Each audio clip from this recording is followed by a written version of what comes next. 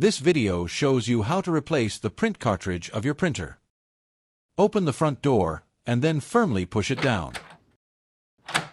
Pull out the print cartridge tray. Remove the used print cartridge.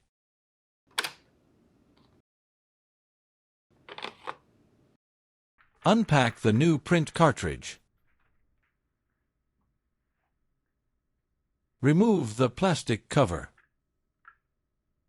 To prevent print quality problems, do not expose to light and do not touch the underside of the print cartridge. Insert the new print cartridge.